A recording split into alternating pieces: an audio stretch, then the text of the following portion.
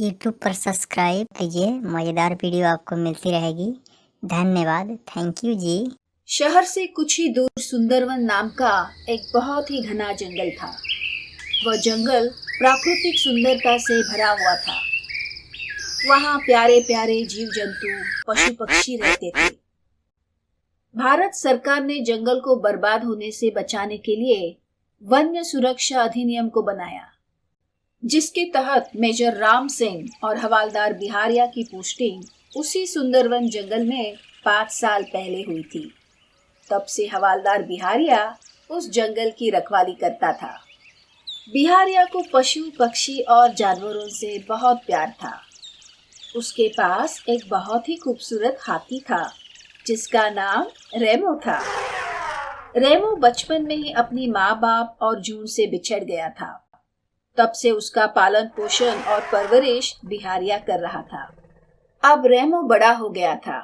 बिहारिया अक्सर रेमो के साथ जंगल में सैर करता, उसके साथ नदी में नहाता और दोनों बहुत मजे करते। एक दिन मेजर राम सिंह ने हवालदार बिहारिया से कहा, देखो जी, शहर में मेरे रिश्तेदार के यहाँ उनकी बेटी की शादी है, इसलिए मैं कुछ दिन के लिए शहर मैरिज अटेंड करने जा रहा हूँ। अब जंगल की रखवाली तुम्हारे ऊपर ही है। साहब जी, आप बेफिक्र होकर जाइए। जंगल मेरा घर जैसा है और जब तक रेमो मेरे साथ है तब तक मुझे कुछ नहीं होगा। शाम का समय था। मेजर राम सिंह शादी अटेंड करने शहर चला जाता है। बिहारिया रेमो को खाना खिलाने के बाद सो जाता है। अगली सुबह जब बिहारिया रेमो के साथ जंगल में सैर कर रहा था, तभी उसे दूर से कुछ आवाजें सुनाई देने लगी। बिहारिया जब वहां गया तो वो नजारा देखकर चौंक गया। वहां पर बहुत सारे लोग पेड़ों की कटाई कर रहे थे। बहुत सारे हरे भरे पेड़ों को काट चुके थे। अरे, कौन हो तुम लोग और हरे भरे पेड़ों को क्यों काट रहे हो? अरे जा जा, हमें मत रोक। हम सब ठाकुर वीरेंद्र सिंह के आदमी हैं। जानते हो ठाकुर वीरेंद्र सिंह कौन है? इस एरिया के एमएलए के भतीजे हैं। कोई भी हो, एमएलए हो या विधायक, तुम्हारी गुंडागिरी यहाँ नहीं चलेगी। उठाओ अपना कैम्प, बोरिया बिस्तरा और चले जाओ यहाँ से। तब तक रेमो भी वहां आ जाता है और उनकी कैम्प को उखाड़ देता है और उन्हें भी मारने लगता है। वीरेंद्र सिंह के सारे आदमी वहां से भाग निकलते हैं। मालिक मालिक, सब गड़बड़ हो गया। क्या रे, क्या हुआ?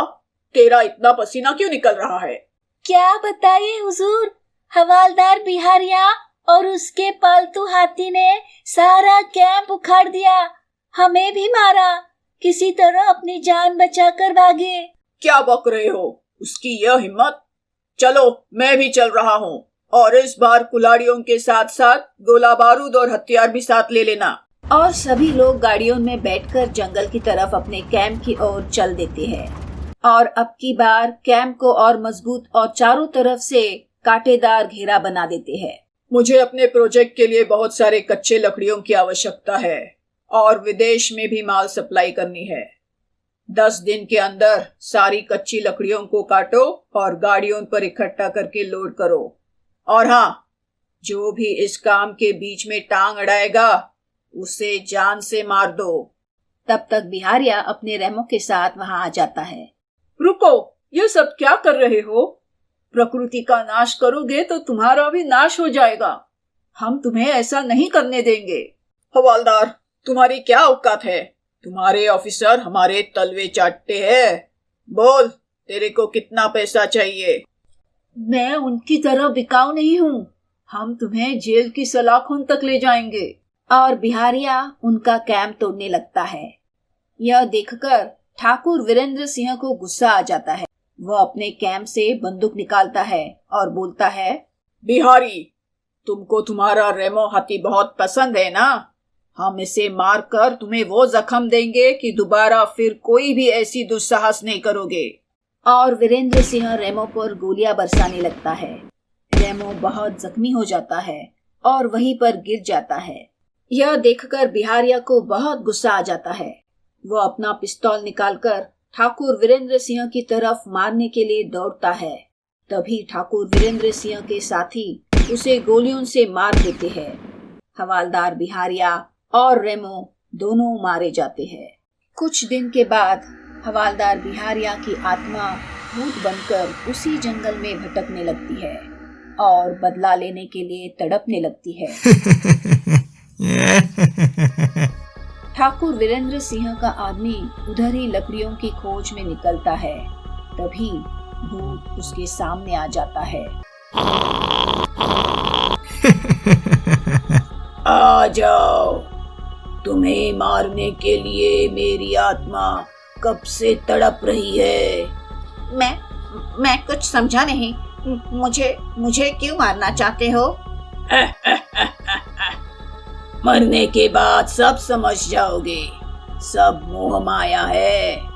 अगले दिन भीमा ट्रैक्टर लेकर लकड़ियां लोड करने के लिए उसी रास्ते से जा रहा था। जब उसने चंद्रा को मरा हुआ देखा तो वो हक्का बक्का रह गया।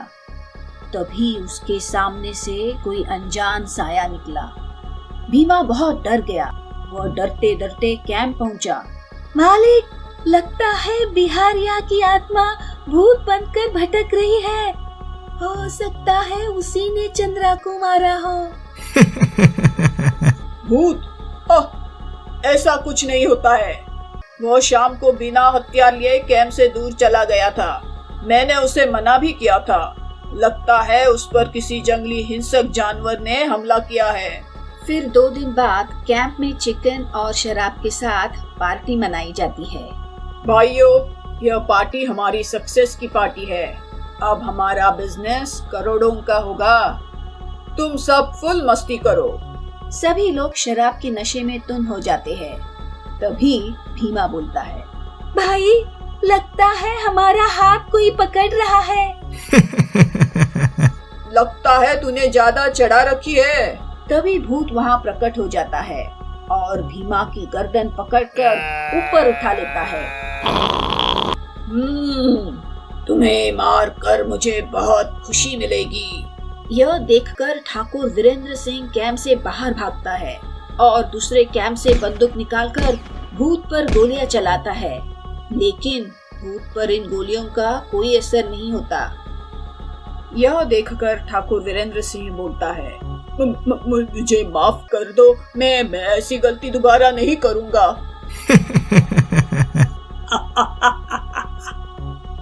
गलती की सजा तो जरूर मिलेगी, बरोबर मिलेगी। मौत का बदला मौत। मैं तुम्हें ऐसी सजा दूंगा कि धरती पर दोबारा जन्म लेने से तुम डरोगे। और भूत उसे पकड़कर खींचता हुआ पहाड़ के ऊपर से बहुत नीचे खाई में ढकेल देता है, जहां आग ही आग जल रही थी। मैंने जंगल को बर्बाद होने से फिर से बचा लिया।